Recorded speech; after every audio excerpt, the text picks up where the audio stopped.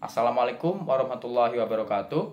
Perkenalkan, saya Atna Sabita. Saya dari program studi sarjana Teknik Kimia Fakultas Teknik Industri Universitas Pembangunan Nasional Veteran Yogyakarta. Dengan dosen saya yaitu Dr. Heri Septiakusuma, SCMT, selaku dosen pengampu mata kuliah Kimia Analisis pada semester 2. Nah, di sini saya akan melakukan presentasi mengenai sebuah jurnal dengan judul Tracking Indoor Volatile Organic Compounds with Online Mass Spectrometry. Nah, jadi jurnal ini dirilis oleh Trends in Analytical Chemistry pada tahun 2024. Nah, jurnal ini sendiri terdiri atas berbagai bagian. Yang pertama yaitu abstrak, kemudian pendahuluan, kemudian spektrometri massa online, kemudian VOC ruangan primer, dan juga VOC ruangan sekunder, serta yang paling akhir yaitu arah masa depan. Nah, untuk abstrak, jurnal ini membahas mengenai manusia yang menghabiskan sebagian besar waktunya di dalam ruangan, di mana mereka terpapar oleh banyak senyawa organik volatil atau volatile organic compounds yang disingkat dengan VOC. Nah, paparan terhadap VOC di dalam ruangan ini telah dikaitkan dengan efek kesehatan yang merugikan, dan oleh karena itu, penilaian kualitas udara dalam ruangan yang komprehensif memerlukan pengetahuan dasar yang kuat tentang VOC dalam ruangan. Nah, spektrometri massa online yang canggih ini, yang mana baru dikembangkan, memungkinkan pengukuran cepat dan non-target untuk VOC, yang menyediakan alat yang kuat untuk melacak VOC dalam ruangan yang kompleks. Nah, artikel review ini merangkum prinsip-prinsip mengenai berbagai teknik spektrometri massa online dan aplikasinya untuk pengukuran VOC dalam ruangan. Nah, misalnya seperti sumber, karakteristik emisi, dan komposisi kimia VOC dalam ruangan primer ini dibahas dalam jurnal ini. Nah, kemudian kemajuan terbaru dalam pemahaman fundamental mengenai transformasi kimia dan juga mekanisme pembentukan yang terkait dengan VOC dalam ruangan sekunder ini juga dibahas di jurnal ini. Nah, dengan merangkum kemajuan saat ini dan tantangan yang tersisa untuk penyelidikan VOC dalam ruangan, jurnal ini mengusulkan arah penelitian masa depan mengenai asal, kimia transformasi, dan juga nasib lingkungan serta dampaknya bagi kesehatan. Nah, di bagian pendahuluan, jurnal ini membahas mengenai kemajuan teknologi yang telah membawa perubahan yang signifikan dalam kebiasaan manusia, khususnya dalam konteks waktu yang dihabiskan di dalam ruangan. Nah, seiring dengan berkembangnya teknologi yang telah kita ketahui saat ini, banyak aktivitas yang dilakukan sebelumnya di luar rumah, kini dapat dilakukan di dalam rumah. Penggunaan perangkat elektronik, kemudian sistem hiburan, dan juga fasilitas kerja dari rumah ini telah meningkatkan kenyamanan dan juga efisiensi, sehingga manusia ini lebih sering berada di dalam ruangan. Nah, namun peningkatan waktu yang dihabiskan di dalam ruangan ini juga membawa dampak yang negatif terkait dengan paparannya terhadap senyawa kimia yang ada di udara dalam ruangan tersebut. Nah, faktanya manusia menghabiskan lebih dari 80% waktu mereka di dalam ruangan, di mana mereka ini terpapar oleh berbagai senyawa organik gas yang beragam secara struktural. Nah, senyawa organik gas ini dapat dibedakan menjadi 4 kategori utama berdasarkan tekanan uap jenuhnya. Yang pertama itu adalah senyawa organik volatil atau volatile organic compounds yang disingkat dengan VOC, yang memiliki tekanan uap jenuh lebih dari 3 kali 10 pangkat 6 mikrogram per meter kubik. Nah, kemudian ada senyawa organik volatil menengah atau intermediate volatility organic compounds dengan tekanan uap jenuh itu di antara 300 mikrogram per meter kubik hingga 3 kali 10 pangkat 6 mikrogram per meter kubik. Nah, yang ketiga ada senyawa organik semi volatil atau semi-volatile organic compounds dengan tekanan uap jenuh itu di antara 0,3 mikrogram per meter kubik hingga 300 mikrogram per meter kubik. Nah, kemudian yang terakhir ada senyawa organik volatil rendah, yaitu low volatile organic compounds atau disingkat dengan LVOC dengan tekanan uap jenuh itu di bawah 0,3 mikrogram per meter kubik. Nah, senyawa VOC dan juga IVOC, SVOC, dan LVOC ini dapat masuk ke dalam tubuh manusia itu melalui 2 cara utama. Yang pertama ada inhalasi, Dan yang kedua adalah penyerapan melalui kulit. Nah, paparan manusia terhadap senyawa VOC dalam ruangan ini banyak dikaitkan dengan berbagai efek kesehatan yang merugikan. Misalnya seperti penyakit pernapasan dan juga kardiovaskular. Nah, efek-efek kesehatan ini menjadi perhatian utama, mengingat banyak waktu yang dihabiskan di dalam ruangan dan juga potensi akumulasi senyawa berbahaya dalam tubuh manusia. Nah, untuk mengurangi resiko kesehatan yang disebabkan oleh senyawa kimia berbahaya ini, pada tahun 2010 itu, Organisasi Kesehatan Dunia atau WHO telah menetapkan pedoman pengelolaan kualitas udara dalam ruangan untuk beberapa senyawa VOC tertentu. Misalnya seperti benzena dan juga formaldehida. Nah, pedoman ini bertujuan untuk mengendalikan konsentrasi senyawa berbahaya di udara dalam ruangan dan melindungi kesehatan dari penghuni rumah tersebut. Nah, oleh karena itu, pemahaman yang mendalam mengenai komposisi kimia dari senyawa-senyawa ini, misalnya seperti apa aja sih kandungannya, kemudian sumber-sumbernya, yaitu dari mana asalnya sih, kemudian berapa sih konsentrasinya di dalam ruangan, dan juga transformasi kimiawi senyawa VOC ini dalam ruangan. Misalnya, apakah mereka akan berubah menjadi senyawa lain dengan sifat fisikokimia dan toksisitas yang berbeda? Pertanyaan tersebut sangat penting untuk evaluasi risiko kesehatan yang terkait. Nah, pemahaman ini akan membantu dalam pengembangan strategi yang efektif untuk mengelola dan mengurangi paparan senyawa berbahaya di dalam ruangan, serta dapat meningkatkan kualitas hidup dan juga kesehatan manusia secara keseluruhan. Nah, jika dibandingkan dengan lingkungan luar ruangan, lingkungan dalam ruangan ini memiliki beberapa ciri khas yang membedakannya. Yang pertama adalah rasio luas permukaan terhadap volume atau S per V di dalam ruangan ini biasanya sekitar 3 per meter yang dihitung berdasarkan permukaan makroskopis seperti perabotan dan juga dinding yang jauh lebih tinggi daripada S per V di luar ruangan. Nah, nilai ini kemungkinan merupakan batas bawah dari S per V sebenarnya pada skala mikroskopis, mengingat banyak permukaan dalam ruangan, misalnya seperti tempat tidur dan juga karpet, yang memiliki struktur berpori, dan struktur berpori tersebut berkontribusi pada luas permukaan efektif yang lebih besar. Nah, hal ini membuat banyak VOC di udara luar itu berperilaku seperti SVOC di dalam ruangan. Kemudian yang kedua ada konsentrasi oksidan dan juga tingkat cahaya di dalam ruangan yang sangat berbeda dari luar ruangan. Nah, karena intensitas cahaya di dalam ruangan ini jauh lebih rendah dibandingkan dengan luar ruangan, tingkat oksidan misalnya seperti radikal OH dan juga ozon umumnya itu jauh lebih rendah di lingkungan di dalam ruangan. Nah, kemudian yang ketiga itu manusia misalnya seperti napas dan kulit manusia serta aktivitas manusia itu sendiri misalnya seperti masak dan juga melakukan bersih-bersih rumah ini juga memiliki dampak kuat terhadap VOC di dalam ruangan. Nah, akibatnya VOC dalam ruangan ini memiliki sumber emisi dan juga kimia transformasi yang berbeda dibandingkan dengan VOC di luar ruangan. Nah, perhatian besar ini telah diberikan pada VOC dalam ruangan sejak tahun 1970-an, mengingat perannya yang sangat penting dalam menentukan kualitas udara di dalam ruangan. Nah, secara tradisional, VOC ini dalam ruangan dapat diukur dengan pendekatan analisis kimia terarah secara offline. Nah, dalam pendekatan ini, VOC dan juga IVOC, SVOC, dan juga LVOC dalam ruangan biasanya dikumpulkan menggunakan sampler pasif, kanister, ataupun perangkap sorben yang kemudian akan dianalisis dengan teknik offline seperti kromatografi gas atau spektrometri massa. Nah, salah satu keterbatasan dari pendekatan ini adalah respons waktu yang relatif lambat, yaitu mulai dari beberapa jam atau lebih, sehingga metode ini itu sulit untuk menangkap proses fisik dan juga kimia cepat terkait VOC dalam ruangan.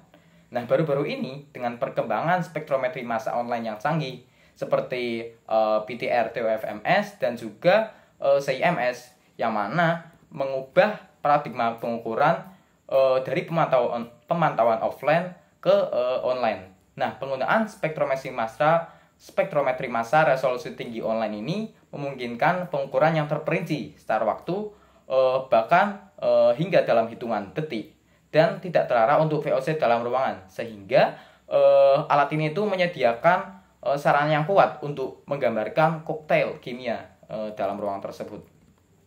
Nah, jadi dalam artikel ini dirangkum kemajuan terbaru dalam studi yang relevan dengan VOC dalam ruangan, yang berfokus pada yang pertama adalah prinsip, kemudian keuntungan, dan juga keterbatasan dari spektrometri massa online ini untuk melacak VOC dalam ruangan. Nah, kemudian yang kedua ada sumber dan juga karakteristik VOC primer di dalam ruangan. Dan yang ketiga itu karakteristik dan juga mekanisme pembentukan VOC sekunder di dalam ruangan.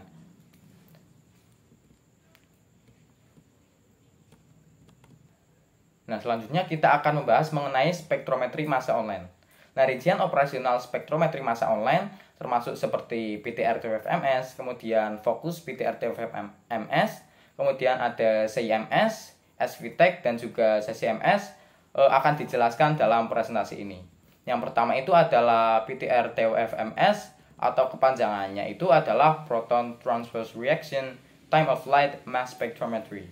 Nah, spektrometri massa reaksi transfer proton ini adalah teknik kimia analitik yang menggunakan ion reagen hidronium dalam fase gas yang diproduksi dalam sumber ion.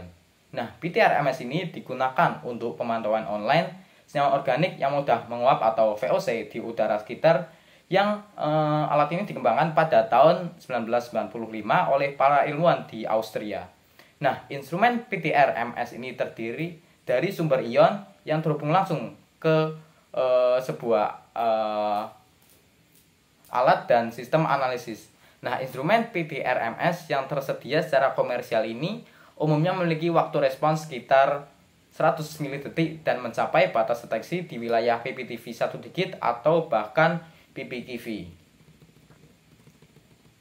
Nah, dalam instrumen PTR-MS komersial ini, jadi uap air akan terionisasi dalam pelepasan katoda berongga. Nah, setelah pelepasan, tabung hanyut pendek itu digunakan untuk membentuk ion hidronium yang sangat murni dengan kemurnian melebihi 99,5% melalui reaksi ion molekul.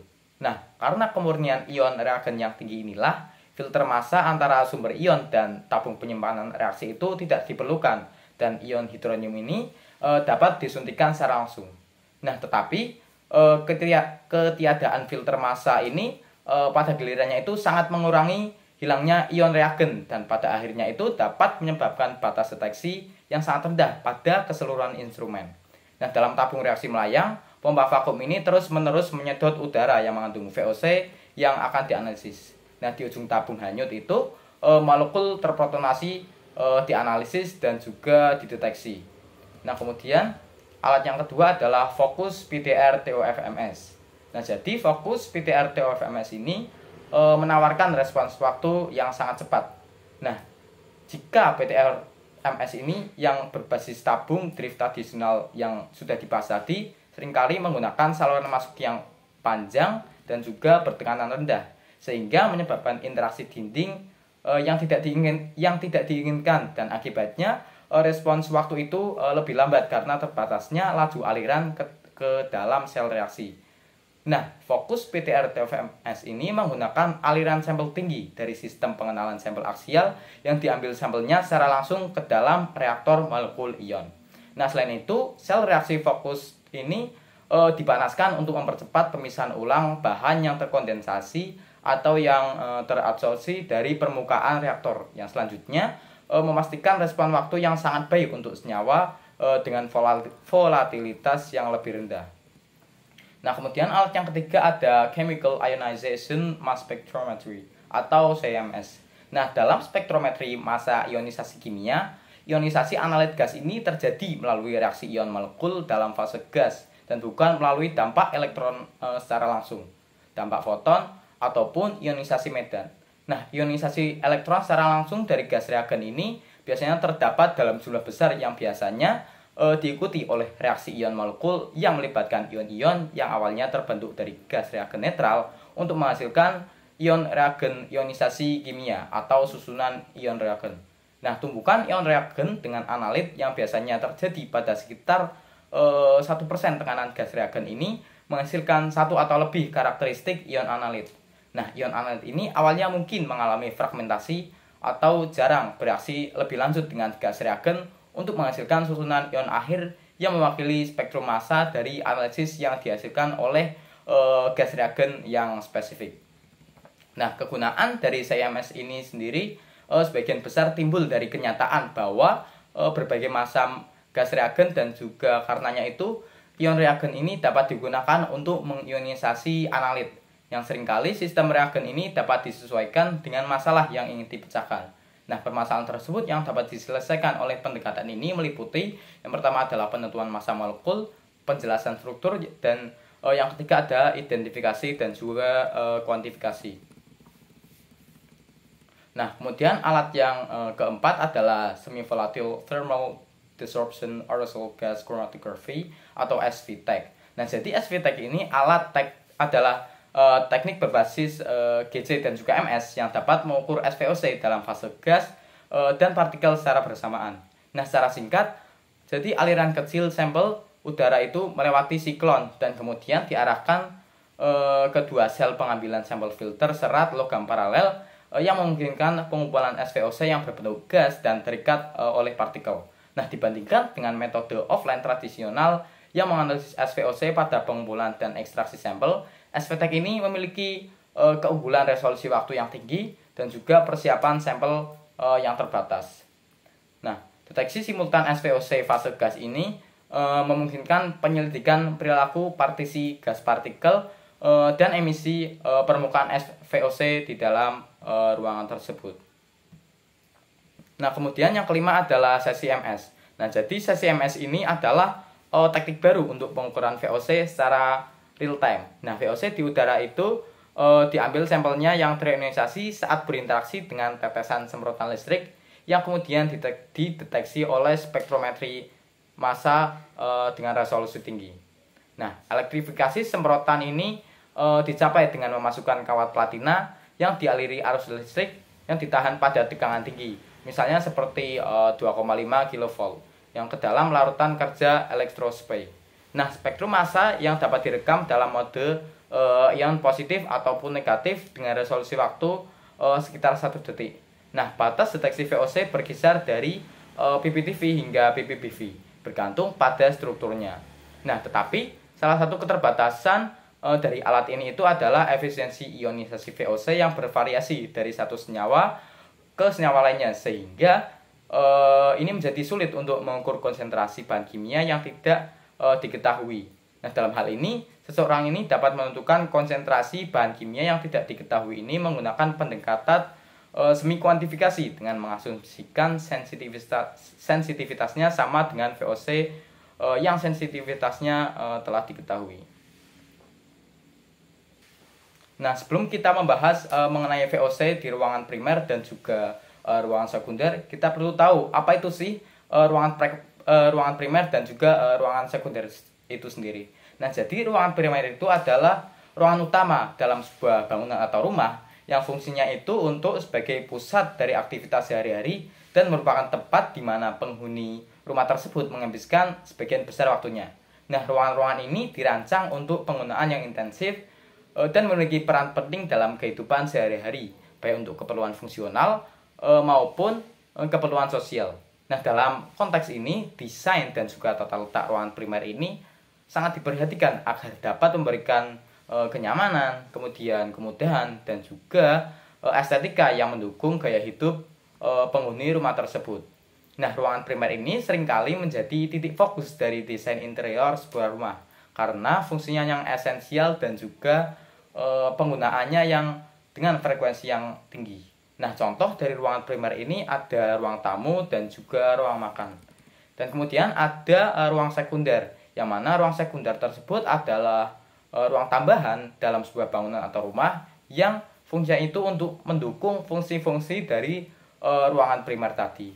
Nah, meskipun ruangan sekunder ini tidak digunakan secara intensif seperti ruangan primer, ruangan sekunder ini memiliki peran penting dalam menunjang kenyamanan dan juga fungsi keseluruhan rumah. Nah, ruangan-ruangan ini biasanya dirancang untuk keperluan spesifik atau sebagai ruang tambahan yang dapat digunakan sesuai kebutuhan penghuni. Nah, contoh dari ruangan sekunder ini adalah ruang kerja dan juga ruang penyimpanan. Nah, setelah kita bahas mengenai apa sih ruangan primer itu dan juga ruangan sekunder, kita akan membahas mengenai VOC di ruangan primer tersebut.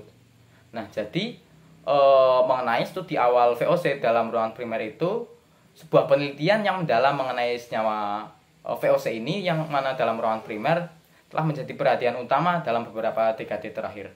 Nah, awalnya itu penelitian ini terutama difokuskan pada identifikasi dan juga pemahaman emisi VOC dari berbagai permukaan dalam ruangan, termasuk bahan bangunan, kemudian furnitur, karpet, dan juga cat. Nah, komponen-komponen ini yang secara konvensional dianggap sebagai sumber utama VOC dalam ruangan telah menjadi fokus utama dalam upaya memahami dampaknya terhadap kualitas udara dalam ruangan dan juga kesehatan manusia. Namun, dalam beberapa tahun terakhir ini, semakin banyak perhatian yang diberikan pada sumber-sumber VOC primer yang berkaitan dengan aktivitas manusia, kemudian interaksi antara manusia dan juga lingkungan ruang dalam, serta VOC yang dihasilkan oleh produk-produk komersial yang digunakan dalam kehidupan sehari-hari. Nah, hal ini mencakup pemahaman yang lebih mendalam mengenai komposisi kimia VOC, kemudian konsentrasi VOC, laju emisinya, serta perubahan dinamis yang terjadi pada tingkat emisi VOC tersebut selama periode pengukuran. Nah, secara historis pengukuran VOC dalam ruangan primer dimulai pada tahun 1970-an ketika para peneliti ini pertama kali mulai mengukur konsentrasi formaldehida dalam ruangan yang dilepaskan dari bahan bangunan, misalnya seperti cibor di sebuah tempat tinggal di Denmark pada tahun 1975 yang menggunakan metode asam kromotropik. Nah, penelitian awal ini menyoroti masalah kualitas udara dalam ruangan yang disebabkan oleh komponen statis dan telah memicu penelitian lebih lanjut yang melibatkan investigasi terhadap berbagai jenis bahan bangunan, kemudian furnitur, karpet, dan juga cat. Nah, kemudian selama tahun 1980-an dan juga 1990-an, penelitian dalam bidang ini dilakukan dengan menggunakan teknik analisis kromatografi gas, yang mana teknik ini memungkinkan peneliti untuk memahami profil emisi VOC yang bervariasi dari satu bahan atau permukaan ke permukaan lainnya. Nah, meskipun terdapat variasi dalam faktor emisi VOC yang dilaporkan dari satu penelitian ke penelitian lainnya, kesimpulan umum adalah bahwa berbagai jenis bahan bangunan dan juga furnitur ini dapat melepaskan berbagai senyawa kimia, yaitu termasuk alkana, kemudian ada alkena, terpena, alkohol, aldehida, keton, ester, dan juga senyawa-senyawa aromatik. Nah, kemajuan terkini dalam pengukuran VOC dalam ruangan primer ini menekankan kompleksitas lingkungan dalam ruangan yang melibatkan berbagai proses dinamis yang menyebabkan fluktuasi cepat dalam komposisi udara. Nah, oleh karena itu, pemantauan langsung terhadap proses-proses ini menjadi sangat penting untuk memahami mekanisme yang mendasari dan menentukan parameter-parameter kunci dari proses tersebut. Nah, meskipun teknik analisis menggunakan kromatografik gas ini terkadang sulit untuk melacak proses-proses dinamis karena respons waktunya lambat, kemajuan dalam teknologi spektrometri massa seperti spektrometri massa 4 kali lipat reaksi transfer foton atau PTR-QMS pada akhir tahun 90-an dan juga PTR-TWFMS pada awal tahun 2000-an. Nah, alat ini itu telah membuka jalan untuk penerapan spektrometri massa online dalam studi kimia dalam ruangan. Nah, teknologi ini memungkinkan penangkapan data secara langsung dan juga cepat terkait emisi dari VOC dalam ruangan, yang mana memberikan wawasan baru yang luas dan juga mendalam mengenai sumber-sumber VOC ruangan primer dalam ruangan yang mencakup aspek-aspek non-statis dan juga dinamis. Nah, kemudian kita akan membahas mengenai kemajuan terkini VOC dalam ruangan primer. Yang pertama, kita akan membahas mengenai VOC yang dilepaskan oleh manusia. Nah, kemudian kita akan membahas mengenai kemajuan terkini dalam VOC dalam ruangan primer. Nah, pertama kita akan membahas VOC yang dilepaskan oleh manusia, yaitu yang pertama ada napas dan juga kulit manusia. Nah, perkembangan terkini dalam pemahaman dan juga pengukuran senyawa organik volatil ini atau VOC ini menyoroti pentingnya memahami peran emisi VOC yang berasal langsung dari manusia. Nah, dalam konteks ini fokus penelitian itu telah bergeser ke arah pemahaman yang lebih mendalam tentang berbagai senyawa kimia yang dikeluarkan melalui napas dan kulit manusia, serta dampaknya terhadap kualitas udara dalam ruangan. Nah, VOC yang dilepaskan melalui proses pernapasan dan melalui kulit manusia ini menjadi titik fokus utama dalam penelitian ini karena kontribusinya yang signifikan terhadap komposisi udara di dalam ruangan tersebut.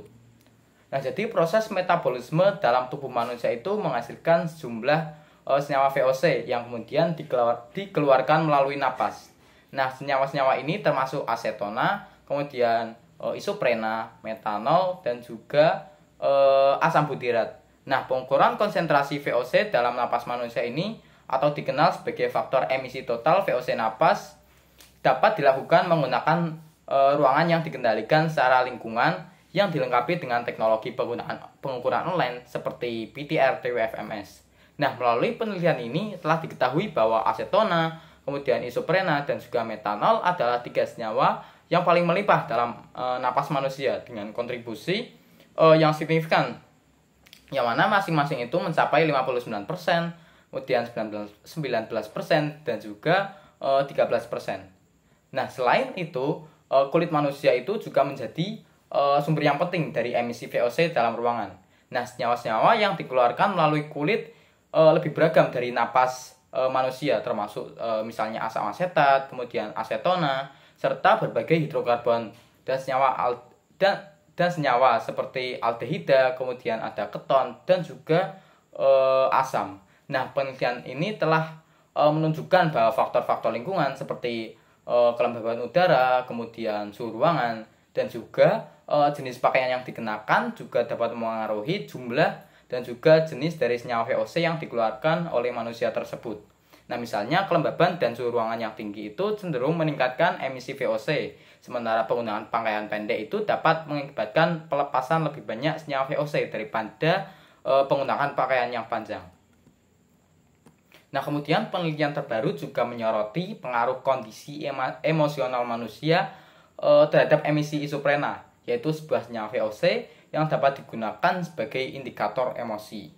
Nah, hasil penelitian ini menunjukkan bahwa emisi isoprena dapat dipengaruhi secara signifikan oleh kondisi emosional manusia, seperti saat kita menonton film. Nah, temuan ini itu menimbulkan implikasi yang sangat menarik dalam konteks penggunaan isoprena sebagai indikator kimia untuk menentukan rating usia film di masa depan. Nah, kemudian selain napas dan juga kulit manusia, ada juga produk perawatan pribadi. Nah, jadi produk perawatan pribadi ini ternyata juga menjadi kontributor yang signifikan terhadap VOC dalam ruangan. Nah, cyclic volatile methicillocyan atau CVMS ini merupakan bahan kimia sintetis yang umumnya itu digunakan dalam produk perawatan, misalnya seperti kosmetik, kemudian antiperspiran, dan juga produk perawatan rambut yang telah terdeteksi dalam konsentrasi yang cukup signifikan di dalam udara, terutama di dalam ruangan. Nah, penggunaan produk perawatan pribadi ini dapat meningkatkan risiko paparan VOC bagi manusia, dan penelitian itu telah menunjukkan bahwa paparan terhadap senyawa ini itu dapat memiliki dampak yang signifikan terhadap kesehatan manusia. Nah, kemudian kita akan membahas mengenai aktivitas manusia yang dapat menghasilkan VOC. Nah, aktivitas manusia yang dapat menghasilkan VOC itu yang pertama ada memasak. Nah, kegiatan memasak ini memainkan peran penting dalam menentukan kualitas udara dalam ruangan karena adanya emisi VOC yang dihasilkan dari bahan-bahan masakan, misalnya seperti minyak dan juga rempah-rempah. Kemudian alat-alat dapur seperti kompor, kemudian alat dapur lainnya, dan sebagainya. Nah, biasanya senyawa organik yang teroksigenasi atau OVOC itu terutama aldehida dan juga keton ini mendominasi emisi VOC dari pemanasan minyak. Namun, senyawa dominan dan faktor emisi ini berbeda-beda antara minyak masak dan juga komponen kimia lainnya. Nah, minyak yang kaya akan asam lemak tak jenuh, misalnya seperti asam oleat, kemudian ada juga asam linoleat, dan juga asam alfa linoleat ini lebih rentan teroksidasi selama dipanaskan, membentuk produk VOC seperti asam nonanal, kemudian asam nonanoat, asam azelat, dan juga asam 9-oksononanoat. Nah, senyawa hidrosiklik seperti 2-asetil 5-metilfluoran dan juga 5-propil hidro 2,3-H-furanon ini terdeteksi dengan menggunakan metode ionisasi spektrometri massa dengan resolusi tinggi atau sesi HRMS yang selama pemrosesan termal makanan dan diusulkan sebagai penanda untuk emisi makanan. Saat memanaskan asam amino yang mewakili bahan makanan kayak protein bersamaan dengan trigliserida yaitu spesies yang mengandung nitrogen ini baik diamati dalam fase gas maupun partikel udara. Nah, gaya memasak juga dapat menyebabkan perilaku emisi VOC yang berbeda. Sebagai contoh, konsentrasi piridin dan etanol dalam ruangan mencapai 1,7 ppb dibandingkan dengan konsentrasi latar belakang yaitu 0,06 ppb dan 420 ppb jika dibandingkan dengan konsentrasi latar belakang di sebuah tempat tinggal di California saat membuat kopi dan juga memanggang roti. Nah, kemudian Lundeberg melaporkan emisi squalene dan juga siloxana yang berkevaluasi rendah yang terkait dengan penggunaan oven. Nah, diketahui juga bahwa VOC yang mengandung nitrogen misalnya seperti pirol, sianida, hidrogen, dan juga asetonitril dihasilkan selama penggunaan oven. Namun masih menjadi pertanyaan terbuka, apakah VOC ini terbentuk dari pemanasan makanan yang mengandung nitrogen saja atau dari kombinasi makanan, sisa lapisan, dan juga atau residu pembersih. Nah, kemudian selain memasak ada juga aktivitas merokok. Nah, asap rokok mengeluarkan sejumlah besar polutan gas beracun di dalam ruangan yang menyebabkan dampak negatif pada kesehatan manusia. Nikotin dan juga produk terkaitnya misalnya seperti miosmina, isonikotin dan juga nikotirin, yaitu senyawa yang mengandung nitrogen lainnya seperti propanonitril, piridin dan juga pirol. Kemudian ada juga BDX yaitu benzina, toluena etilbenzina dan juga silena, dan juga alkana adalah VOC yang terkenal berasal dari merokok.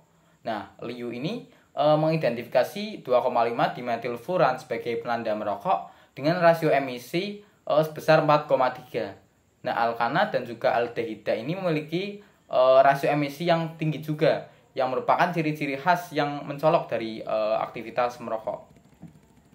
Nah, asap rokok ketiga atau THS yaitu residu asap tembakau yang terserap ke permukaan dalam ruangan yang telah dianggap sebagai jalur paparan penting bagi manusia.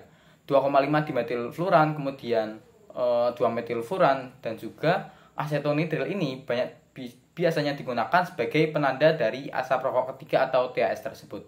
Nah, menariknya, penanda asap tembakau ini telah terdeteksi di sebuah teater yang ketat tidak diperbolehkan merokok yang kemungkinan berasal dari THS. Nah, perlu dicatat bahwa THS yang terserap ke permukaan dapat mempartisi ke aerosol dalam ruangan dan kemudian masuk ke dalam tubuh manusia melalui inhalasi aerosol atau penyerapan dermal. Nah, sebagai alternatif yang dalam tanda kutip lebih sehat dan juga lebih aman dari rokok tembakau itu ada rokok elektronik atau rokok elektrik yang telah menarik perhatian peneliti belakangan ini karena potensi bahayanya bagi manusia. Nah, sebuah penelitian yang dilakukan oleh Brief ini memperlihatkan bahwa sebuah metode baru berbasis pasangan pemanas masuk dan juga pengukuran PTR TOFMS ini memungkinkan analisis variasi puff by puff dalam rokok elektrik dengan resolusi waktu yang tinggi dan kuantifikasi online. Nah, pengukuran real-time emisi VOC dari rokok elektrik ini mengungkapkan bahwa berbeda dengan rokok konvensional, tidak ada ketergantungan puff yang signifikan dalam emisi rokok elektrik. Nah, dibandingkan dengan asap rokok tradisional, penelitian ini yang lebih sedikit berfokus pada pengukuran online sampai saat ini dan penelitian lebih lanjut diperlukan untuk mengonfirmasi bahaya dari rokok elektrik tersebut. Nah, kemudian selain memasak dan juga merokok ada juga aktivitas pembakaran. Nah, aktivitas pembakaran yang dimaksud ini termasuk bahan bakar padat, kemudian lilin dan juga bahan bakar dupa pengusir nyamuk yang dapat menghasilkan senyawa gas. Nah, sebagai contoh, faktor emisi dari total VOC dilaporkan mencapai 6.000 mg per kilogram saat membakar kayu beech dalam pembakaran kayu di rumah tinggal. Nah, diantaranya ada asam, kemudian karbonil dan juga senyawa aromatik yang merupakan spesies yang dominan. Nah, dalam kasus pembakaran lilin hidrokarbon yang merupakan asam lemak berantai panjang dan esternya yaitu adalah komponen utama dari bahan lilin bersama dengan tambahan pewangi dan juga pewarna. Nah, peningkatan tingkat dari alkan teramati ketika membakar lilin ritual atau wangi-wangian di sebuah dapur. Nah, selain itu penambahan pewangi menghasilkan emisi VOC yang lebih banyak seperti silen atau etilbenzen, kemudian etil asetoasetat, stiren, dan juga kroton aldehid. Nah, dalam hal pembakaran dupa pengusir nyamuk, benzena ini merupakan bagian terbesar dari emisi VOC dari kedua dupa pengusir nyamuk cair dan juga dupa pengusir nyamuk cakram seperti yang diamati menggunakan PTR TOFMS. Nah, dibandingkan dengan dupa pengusir nyamuk cair, pembakaran dupa pengusir nyamuk berbentuk cakram ini menghasilkan rasio emisi yang lebih rendah, namun emisi partikel yang lebih tinggi. Nah, oleh karena itu lebih banyak perhatian seharusnya difokuskan pada profil emisi partikelnya. Nah, kemudian kita akan membahas mengenai VOC mikroba. Nah, senyawa organik volatil mikrobial atau MVOC ini merupakan kategori senyawa yang beragam, berasal dari hasil metabolisme mikroorganisme seperti fungi dan juga bakteri. Nah, proses metabolik ini terjadi pada berbagai permukaan dalam ruangan serta pada debu yang mengendap di dalamnya. Nah, selain itu, aktivitas manusia juga dapat menjadi sumber MVOC ini. Nah, rentang konsentrasi MVOC ini sangat luas, mulai dari tingkat yang sangat rendah dalam ukuran nanogram per meter kuadrat hingga tingkat yang lebih tinggi dalam ukuran miligram per meter kubik, melintas beberapa orde besaran. Nah, kompleksitas spesiasi MVOC ini mencakup beragam jenis senyawa, termasuk yang mengandung oksigen seperti alkohol kecil dan juga karbonil, senyawa terpenoid, serta metabolit seperti senyawa nitrogen dan juga sulfur. Nah, tapi tidak hanya itu, senyawa aromatik dan spesies yang terkait dengan bau seperti dimetil sulfida, kemudian etanol, metantiol, dan juga metional juga termasuk dalam kategori MVOC ini.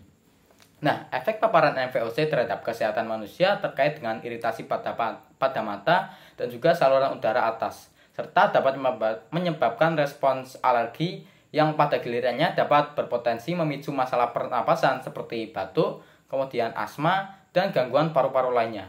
Nah, sebagian besar penelitian terdahulu tentang MVOC ini didasarkan pada metode pengambilan sampel offline yang kemudian dianalisis menggunakan teknik gas kromatografi spektrometri massa. Nah, namun dalam beberapa studi terbaru, pendekatan pengukuran online menggunakan PTR-TOFMS ini telah digunakan. Nah, metode ini memungkinkan untuk penyelidikan lebih terperinci terhadap emisi MVOC dan juga faktor-faktor yang memengaruhinya dengan resolusi waktu yang lebih tinggi. Nah, faktor yang paling krusial dalam memengaruhi aktivitas mikrobial dalam ruangan dan juga emisi MVOC adalah tingkat kelembaban. Dan sebagai contoh, penelitian yang dilakukan oleh Heinz menunjukkan bahwa pertumbuhan mikrobial dari emisi MVOC ini dapat terjadi pada tingkat kelembaban relatif yang lebih rendah pada karpet dan juga debu lantai, yaitu sekitar 75% dibandingkan dengan dinding kering, yaitu sekitar 85%. Nah, selain itu, penelitian oleh Mistal dan kawan-kawan memberikan pemahaman yang lebih dalam tentang emisi MVOC dari berbagai bakteri dan juga fungi lingkungan, serta faktor-faktor yang memengaruhi emisinya. Nah, hasil penelitian tersebut menunjukkan bahwa selain kelembaban, faktor-faktor seperti jenis substrat, kemudian struktur interaksi mikrobial, dan tahap kehidupan mikroorganisme juga berperan dalam menentukan intensitas dan juga spesiasi emisi MVOC. Nah, kemudian kita akan membahas mengenai VOC yang muncul untuk produk komersial. Nah, dengan perkembangan industri kimia, produk komersial baru yang mengandung banyak bahan kimia sintetis dilepaskan ke pasar dan digunakan di dalam ruangan.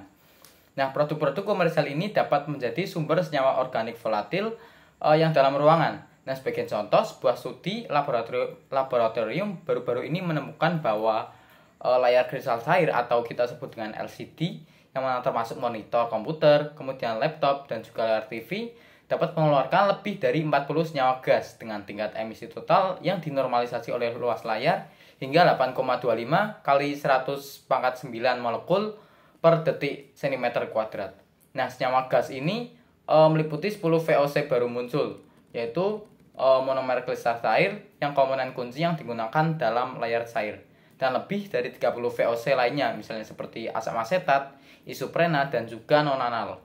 Nah, selain itu, berdasarkan pengukuran PTR-TOFMS di apartemen baru di Beijing, Cina, studi lainnya baru-baru ini menemukan bahwa ester dibasis, yaitu sekelompok VOC yang baru muncul, hadir di udara dalam ruangan dengan konsentrasi hingga 41 mikrogram per meter kubik.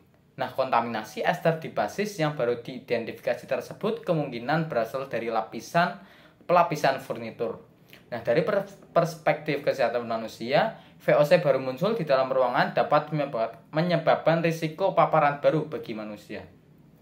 Nah, oleh karena itu, studi lebih lanjut diperlukan untuk menyelidiki sumber karakteristik emisi dan juga efek toksik dari VOC yang muncul baru-baru ini. Nah, kemudian kita akan membahas mengenai dampak COVID-19. Nah, pertama ada VOC yang terkait dengan disinfektan. Nah, peningkatan penggunaan disinfektan komersial sebagai upaya untuk meminimalkan penularan virus corona ini di lingkungan dalam ruangan yang merupakan dampak dari pandemi COVID-19. Nah, bahan aktif yang paling umum digunakan dalam produk disinfektan ini adalah senyawa amonium kuartener, ya misalnya seperti benzalkonium klorida dan juga alkohol. Beberapa amina seperti alilamina dan juga benzilamina dan juga klorida seperti kloropropena dan juga benzil klorida terdeteksi dalam udara headspace dari disinfektan berbasis QAC yang diukur menggunakan PTR-TOFMS. Nah, VOC yang terdeteksi ini berasal dari reagen QAC, yaitu hasil sampling sintesis dan juga pelarut yang digunakan dalam disinfektan dengan tingkat emisi total berkisar antara 0,16 hingga 9,6 gram VOC per kilogram produk. Nah, demikian pula konsentrasi etanol dalam ruangan yang tinggi dan juga monoterpena diamati setelah penggunaan disinfektan berbasis etanol dan juga botanikal. Nah, profil emisi temporal dari VOC yang dilepaskan dari disinfektan ini bergantung pada volatilitasnya. Artinya, senyawa dengan volatilitas rendah menguap lebih lambat dibandingkan dengan senyawa dengan volatilitas tinggi. Nah, sebuah fitur emisi lainnya adalah bahwa konsentrasi VOC yang dilepaskan ini tergantung pada waktu. Yaitu mereka akan pertama-tama meningkat secara bertahap, kemudian mencapai puncak dalam beberapa menit, dan kemudian menurun seiring waktu. Nah, akibatnya sebagian besar paparan VOC melalui inhalasi kemungkinan terjadi dalam 1 jam pertama setelah disinfeksi. Nah, dalam sebuah eksperimen paparan manusia yang disimulasikan, Ding et al. Memperkirakan bahwa 41 mikrogram monoterpena dan timol dihirup oleh manusia saat menyemprotkan disinfektan berbasis timol ke tempat kerja. Nah, kemudian kita akan berbicara mengenai VOC terkait dengan masker wajah. Nah, jadi penggunaan masker wajah ini adalah alat yang efektif untuk mencegah penularan udara dari COVID-19. Nah, banyak bahan kimia sintetis digunakan dalam pembuatan masker wajah. Nah, oleh karena itu, adalah wajar untuk mengasumsikan bahwa beberapa bahan kimia ini akan menguap ke udara dan juga menjadi VOC. Nah, memang penelitian baru telah mendeteksi VOC yang dipancarkan dari berbagai jenis masker wajah, misalnya masker bedah dan juga masker N95. Nah, karakterisasi non-target real-time ini dari VOC yang dilepaskan dari masker wajah mengungkapkan bahwa VOC yang paling berlimpah adalah alkena, misalnya propilen, kemudian butena, dan juga pentena, yang mana bahan tersebut berasal dari kimia dan juga proses yang terlibat dalam produksi masker. Nah, konsentrasi awal VOC cukup tinggi, hingga 1000 mikrogram per meter kubik, yang tetap pada level yang relatif tinggi dalam 1 jam pertama, yaitu sekitar ratusan mikrogram per meter kubik, dan kemudian menurun seiring waktu. Nah, penting untuk dicatat bahwa penggunaan masker dan dengan residu VOC yang tinggi secara signifikan meningkatkan konsentrasi total VOC di zona pernapasan, mencerminkan tingkat paparan manusia yang relatif lebih tinggi terkait dengan masker tersebut. Nah, setelah kita papar mengenai panjang lebar mengenai VOC primer tadi, kita sekarang akan membahas mengenai VOC di ruangan sekunder.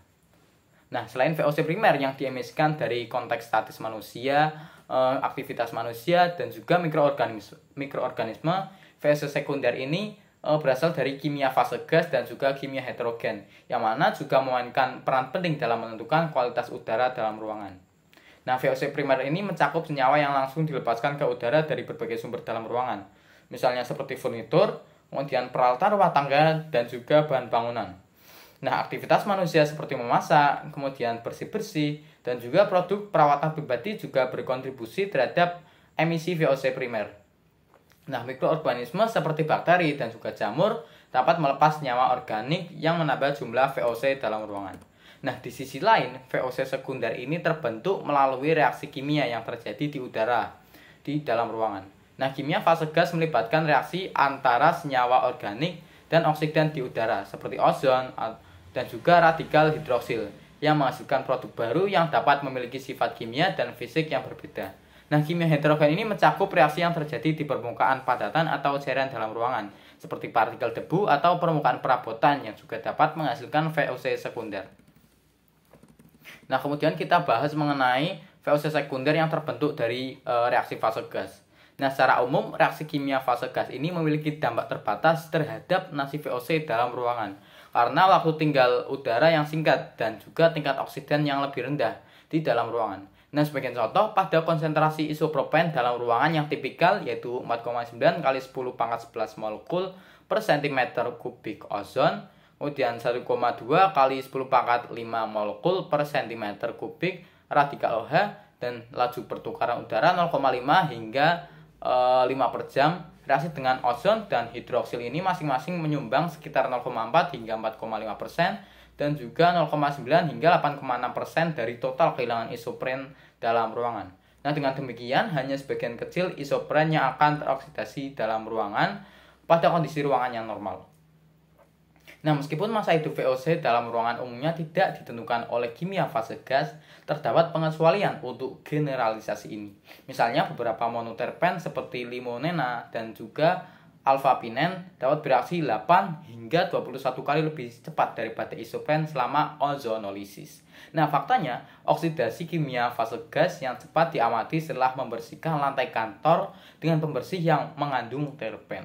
Nah, ditemukan juga bahwa selama pembersihan konsentrasi monoterpen dalam ruangan melebihi konsentrasi luar ruangan hingga 100 kali lipat sehingga meningkatkan laju reaksi ozon.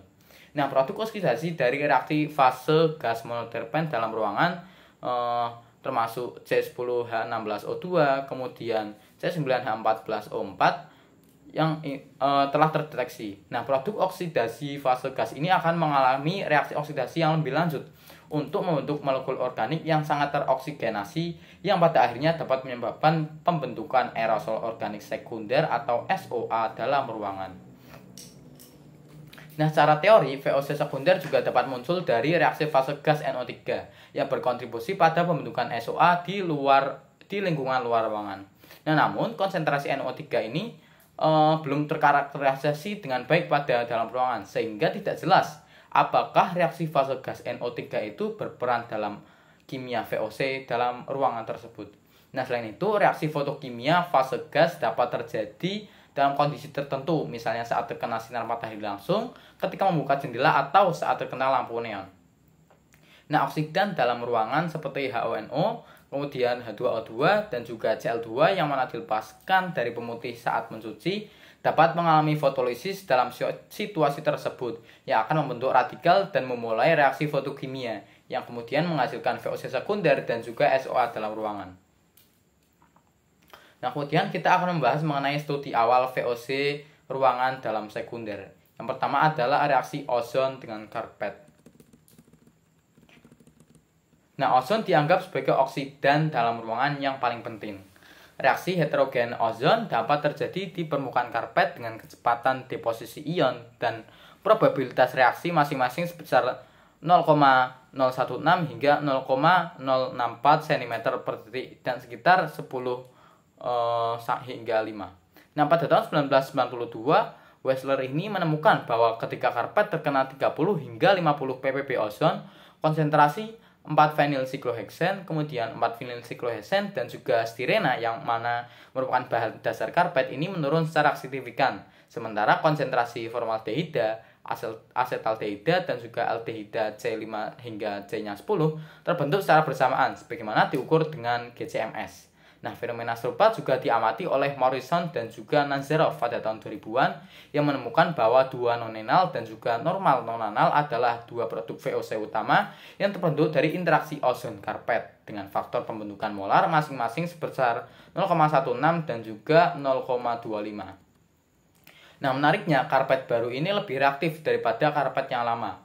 Misalnya laju emisi sekunder aldehida untuk karpet berusia 1 tahun yaitu 80 mikrogram per meter kuadrat per jam, yang mana lebih tinggi daripada karpet berusia 10 tahun yaitu 8 hingga 20 mikrogram per meter kuadrat jam. Nah, total emisi aldehida dari permukaan karpet ini lebih tinggi pada musim panas daripada musim dingin yang terkait dengan suhu dan juga kelembaban dari ruangan tersebut. Nah, kemudian ada reaksi ozon dengan cat. Nah, ozon juga dapat mengendap pada bahan cat dan bereaksi dengan senyawa di permukaan cat untuk membentuk VOC sekunder. Nah, pada tahun 1995, Reis menemukan bahwa karbonil yaitu seperti formaldehida, kemudian asetaldehida dan juga aseton terbentuk selama reaksi heterogen oksigen dengan cat latex interior sebagaimana diukur dengan metode kromatografi cair dengan kinerja tinggi atau HPLC. Nah, studi selanjutnya melaporkan bahwa VD dan juga probabilitas reaksi dari ozon ini masing-masing sebesar 0,3 hingga 1,2 meter per jam dan 9 kali 10 pangkat min 8 hingga 3,9 kali 10 pangkat min 6 pada dinding yang dicat latex dari rumah dan juga apartemen dengan usia yang berbeda.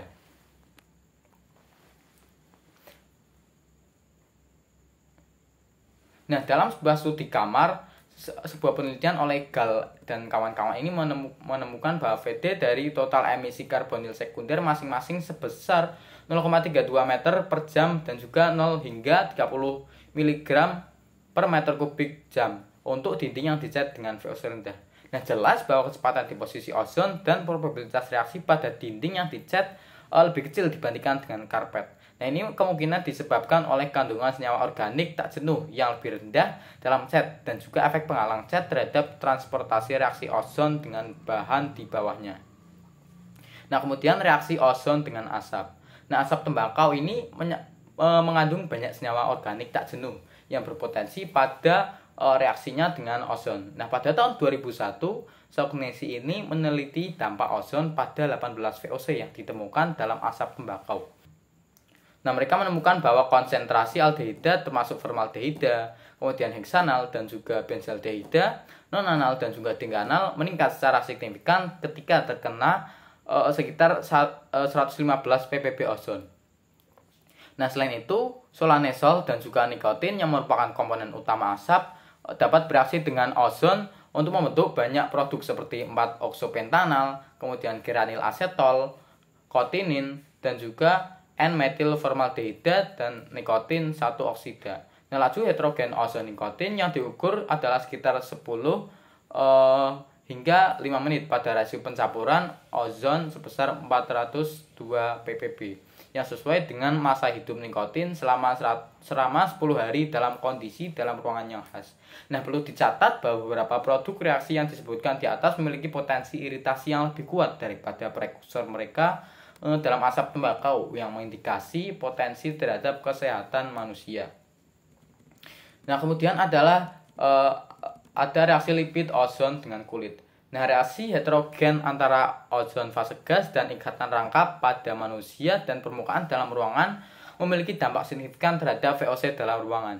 Nah, salah satu reaksi ozon dalam ruangan yang telah lama dipelajari dalam itu adalah dengan lipid dan juga kulit manusia yang terdiri dari banyak senyawa berkelembaban rendah, berminyak squalen, kolesterol, dan juga asam lemak. Nah, squalen ini adalah senyawa yang paling banyak digunakan dalam lipid kulit manusia yang menyumbangkan hingga 15% dari total komposisi lipid dan juga membentuk 48% ikatan rangkap dalam lipid kulit.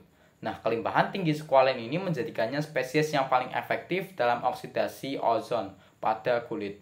Nah, ditemukan bahwa ketika 2 orang memasuki ruang uji, konsentrasi ozon ini langsung turun 2 kali lipat. Sementara konsentrasi produk VOC yang dioksidasikan dari ozonolisis squalen seperti 6-metil 5-hepten-2-ol, kemudian 4-oksopentanal dan juga geranil aseton ini meningkat secara cepat. Nah, kimia oksidatif ini juga terjadi dalam lingkungan dalam ruangan yang sebenarnya. Nah, selama pengukuran PTRT-UFMS di ruangan kelas universitas, diamati bahwa konsentrasi produk VOC dari ozonolisis lipid kulit ini menunjukkan hubungan positif dengan ozon, yang mana memberikan bukti yang jelas bahwa terjadi kimia lipid kulit dengan ozon. Nah, dari produk oksidasi ozon, 6MHO dan juga Ga adalah dua senyawa yang paling banyak dengan hasil pembentukan masing-masing sebesar 22% dan juga 16% seperti yang ditunjukkan oleh eksperimen interaksi kulit manusia. Nah, kemudian ada reaksi minyak goreng dengan ozon. Nah, minyak goreng ini juga mengandung banyak lipid tak jenuh seperti triolein, asam oleat, dan juga asam linoleat yang semuanya reaktif terhadap ozon. Nah, reaksi ozon dari komposisi minyak goreng ini berlangsung melalui mekanisme yang mirip dengan lipid kulit. Nah, saat terpapar oleh ozon, senyawa-senyawa ini dapat diubah menjadi produk kondensasi fase padat fungsional seperti ozonida, kemudian aldehida, dan juga asam, serta produk gas seperti asam 9-oksononanoat dan juga nonanal. Nah, dengan kinetika triolein ozon yang cepat, masa hidup lapisan tipis triolein di dalam ruangan pendek ini mencapai beberapa jam. Nah, Zhou dan kawan-kawan ini menemukan bahwa produk ozonida sekunder yang terbentuk stabil secara termal selama setidaknya 2 hari pada suhu ruangan, yang menunjukkan bahwa mereka memiliki potensi untuk terakumulasi pada permukaan dalam ruangan yang sebenarnya, seperti area memasak. Nah, meskipun ozonida sekunder dari minyak yang dioksidasi telah digunakan untuk pengobatan infeksi kulit, efek toksikologisnya ini masih belum diketahui dan memerlukan perhatian yang lebih lanjut. Nah, perlu dicatat juga bahwa produk gas nonanal telah diidentifikasi sebagai polutan udara dalam ruangan yang terkait dengan gangguan fungsi paru-paru. Nah, meskipun kemajuan yang digunakan cukup signifikan telah terjadi baru-baru ini dalam mengungkap kimia transformasi ozon dari lipid kulit manusia dan juga komponen minyak goreng, masih ada pertanyaan tambahan yang perlu dijawab di masa depan. Yang pertama, selain squalene, asam oleat, dan juga triolein yang telah diteliti sebelumnya, lipid kulit manusia dan minyak goreng ini mengandung banyak komponen lain seperti asam lisanid dan juga estrelin. Untuk yang kinetika oksidasi ozon dalam ruangan dan distribusi produknya saat ini belum diketahui. Nah, studi lanjut diperlukan untuk menyelidiki nasib lingkungan dari senyawa-senyawa ini di bawah kondisi di dalam ruangan. Nah, kemudian yang kedua ada pemahaman kita mengenai pengaruh kondisi dalam ruangan yang terhadap kimia ozon ini belum lengkap. Dan sebagai contoh, ozonida sekunder dari ozonolisis lipid memiliki potensi untuk bereaksi dengan senyawa anorganik dan juga organik yang ada di dalam ruangan yang membentuk produk lain. Nah, namun penelitian tentang kimia ozonida sekunder dan dampaknya terhadap kualitas udara dan ruangan ini masih jarang. Nah, ketiga, reaksi oksidasi ozon dari senyawa murni misalnya seperti triolein yang terendap pada substrat tertentu misalnya seperti kaca telah banyak diteliti dalam percobaan laboratorium. Nah, perlu diketahui bahwa permukaan dalam ruangan ini terdiri dari bahan-bahan permukaan yang tidak tembus, misalnya kaca dan juga baja tahan karat dan juga bahan yang tembus misalnya seperti kain katun dan juga karpet. Nah, kompleksitas ini tentunya dapat memengaruhi reaktivitas heterogen ozon. Nah, penting untuk diketahui apakah kinetika oksigen dan produksinya akan berbeda dalam lingkungan dunia nyata dan yang juga kompleks dibandingkan dengan yang dilakukan dalam percobaan laboratorium yang terkendali. Nah, kemudian kita akan membahas mengenai reaksi fotokimia.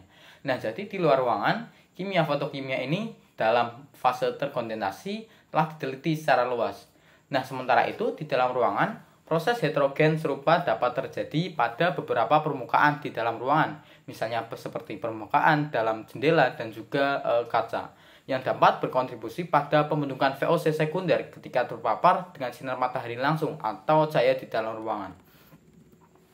Nah, agen fotosensitisasi yang potensial penting yang ada di dalam ruangan ini adalah titanium dioksida atau TiO2 yang secara luas digunakan sebagai agen pemutih dalam cat. Nah, beberapa penelitian telah menunjukkan bahwa saat terkena sinar matahari tiruan, jumlah VOC misalnya seperti formaldehida, kemudian acrolein dan juga nonanal dengan tingkat emisi tinggi teramati terpancar dari permukaan cat. Nah, mekanisme kimia yang mendasari adalah bahwa senyawa organik dalam cat ini dapat bereaksi dengan radikal OH yang dihasilkan oleh aktivasi TiO2 yang dapat menyebabkan pembentukan VOC sekunder. Nah, agen fotosensitisasi lain yang mungkin hadir di dalam ruangan adalah senyawa karbonil. Nah, sebuah studi eksperimental terbaru menemukan bahwa ketika terpapar cahaya LED, furfural yang tersebar pada permukaan seperti senyawa karbonil semivolatil yang terpancar dari bahan berbasis kayu ini dapat mengalami transformasi fotokimia untuk membentuk VOC sekunder seperti anhidrida maleat. Nah, tetapi masih menjadi pertanyaan terbuka, apakah proses fotokimia ini memainkan peran penting dalam lingkungan dan juga dalam lingkungan ruangannya sebenarnya. Nah, kemudian ada pembersih udara. Nah, dengan meningkatnya kesadaran akan pentingnya kualitas udara di dalam ruangan, alat pembersih udara berbasis metode fisik dan juga kimia telah banyak digunakan di dalam ruangan. Nah, metode fisik ini adalah teknologi yang paling umum, di mana polutan secara fisik dihilangkan melalui penyaringan atau adsorpsi tanpa menghasilkan produk sampingan dalam desain. Nah, namun disebutkan bahwa penyaring dapat berfungsi sebagai penyerap ozon dan juga penyerap yang digunakan untuk menghilangkan ozon ini lebih secara persisten daripada yang tidak digunakan. Nah, pembersih udara yang menggunakan metode kimia yaitu oksidasi radikal hidroksil dan juga ionisasi udara ini bertujuan untuk mineralisasi VOC dalam ruangan dengan mengubah senyawa organik ini menjadi produk oksidanya yaitu karbon dioksida dan juga air. Namun produk sampingan yang cukup banyak seringkali dihasilkan. Nah, sebagian contoh pembentukan asam format, kemudian asam nitrous, asam asetat dan juga asam aminoasetat yang diamati oleh HRTOF-CIMS selama penggunaan generator OH di kantor.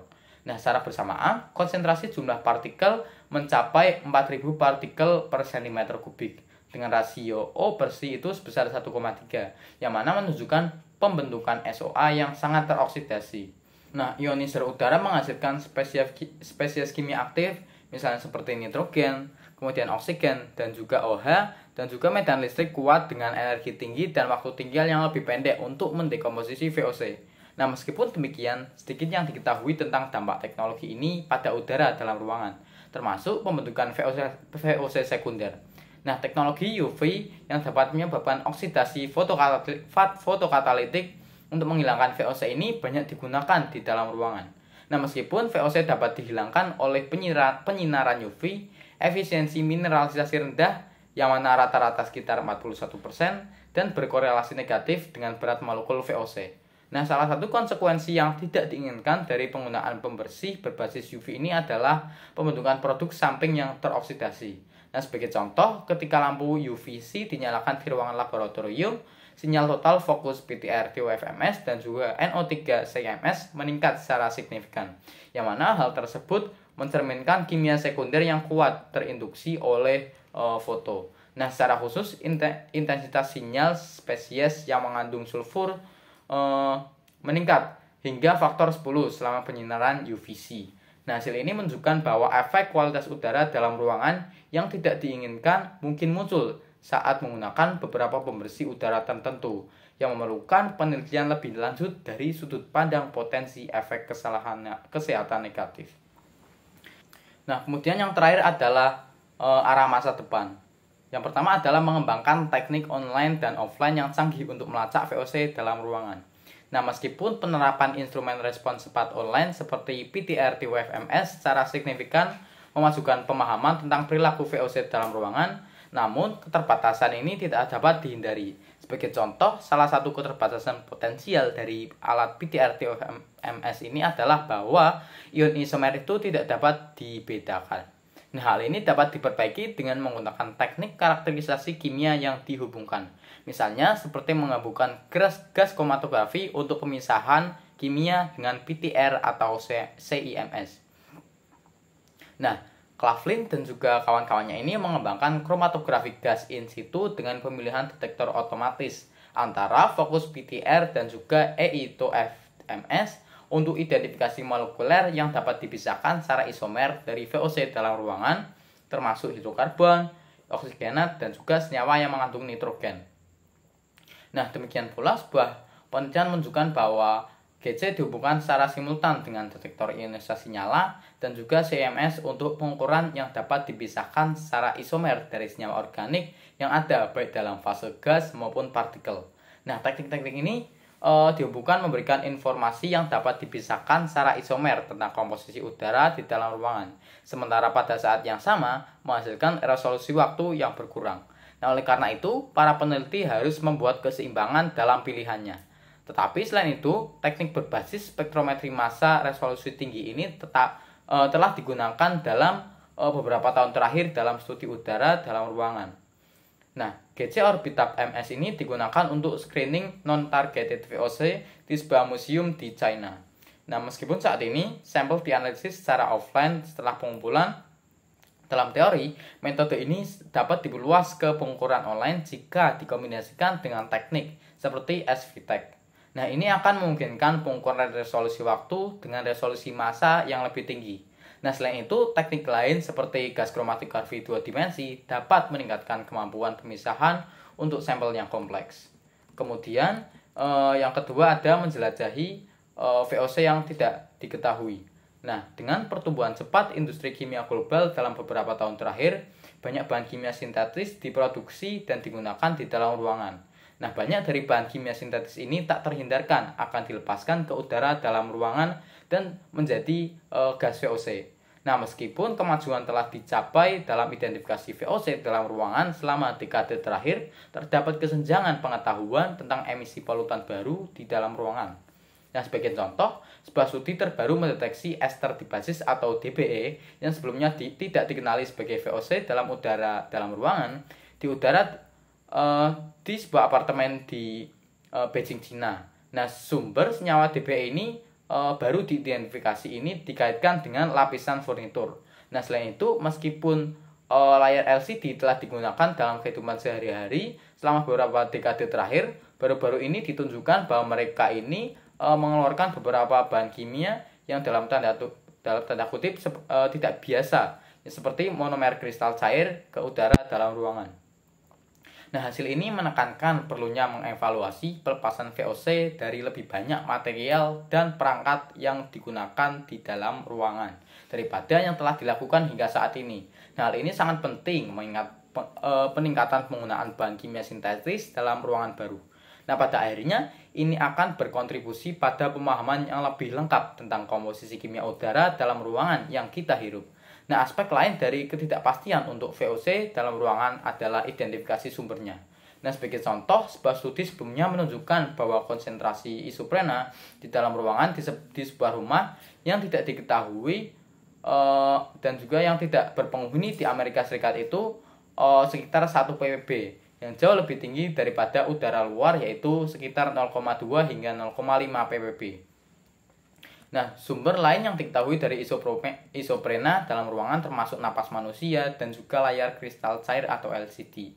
Nah, di dalam ruang kosong, isoprena yang dipancarkan dari LCD sendiri tidak dapat menjelaskan tingkat isoprena yang diamati di dalam ruangan, mengingat tingkat emisi isoprena dari LCD yang relatif rendah.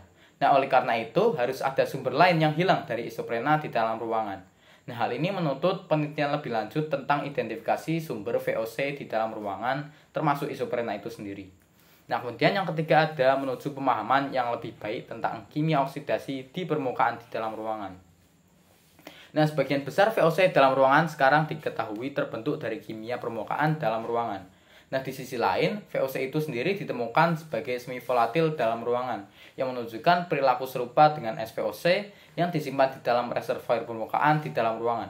Nah, VOC dan SVOC yang terikat pada permukaan ini mengalami modifikasi di dalam modifikasi kontinu dengan paparan oksidan gas dalam ruangan seperti ozon, kemudian hidroksi, dan juga NO3, HONO3, dan lain-lainnya.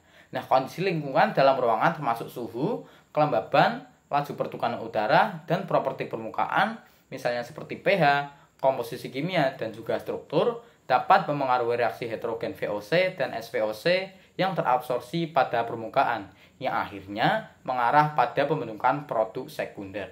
Nah, untuk mengurangi risiko paparan VOC dalam ruangan tersebut, pemahaman yang lebih baik tentang kimia oksidasi permukaan diperlukan, yang akan memberikan informasi kunci untuk identifikasi sumber VOC dalam ruangan dan dapat memberikan masukan untuk pengembangan langkah kontrol kualitas dalam ruangan di masa depan.